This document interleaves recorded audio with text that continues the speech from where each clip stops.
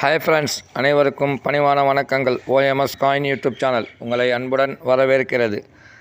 Friends, இன்றைக்கி சொல்ல போகிறது 50 paisa coin, commemorative coin. 50 paisa coin, commemorative coin, national integration நாணயத்துடைய பெயர் நேஷ்னல் இன்டிகிரேஷன். இந்த நாணயம் அச்சடிக்கப்பட்ட வருஷம் உங்களுக்கு 1982 இந்த நாணயத்தை அச்சடித்து வெளியே வந்திருக்கு. இந்த நாணயத்தில் மெட்டல்னு சொல்லும்போது உங்களுக்கு காப்பு நிக்கல், மெட்டல்னு சொல்லும்போது காப்பு நிக்கல். இதோட எடை உங்களுக்கு கிட்டத்தட்ட 5 கிராம் இருக்கும். இதோட எடை உங்களுக்கு 5 கிராம் இருக்கும்.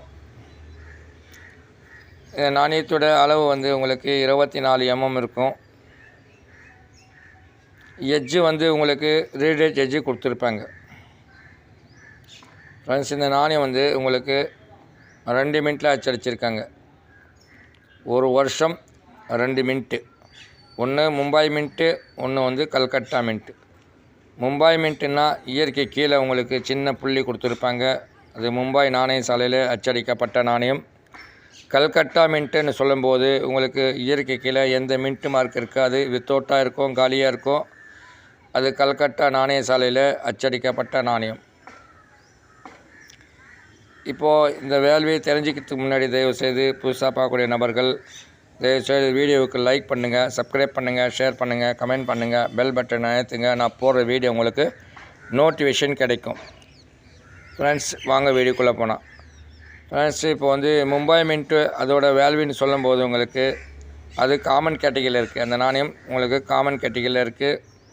அதோட வேல்யூ உங்களுக்கு ஃபைன் கண்டிஷனில் 5 ரூபா இருக்குது. யூஎன்சி புத்தம் புதுசு இருந்துச்சுன்னா அந்த நாணயம் 50 ரூபா இருக்குது.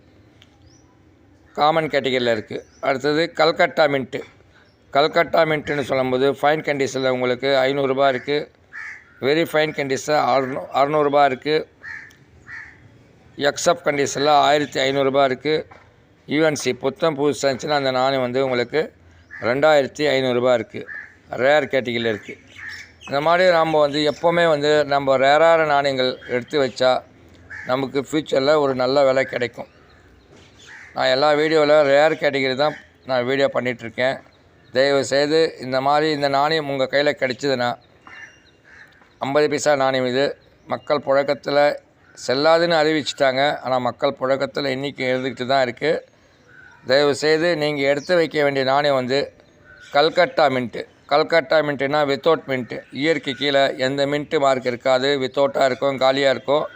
அந்த நாணயம் நீங்கள் எடுத்து வைங்க, உங்களுக்கு பிரயோஜனமாக இருக்கும். ஓகேவா? வீடியோ பார்த்ததற்கு மிக்க நன்றி. அனைவரும் வாழ்க வாழ்க வளமுடன். நன்றி, வணக்கம்.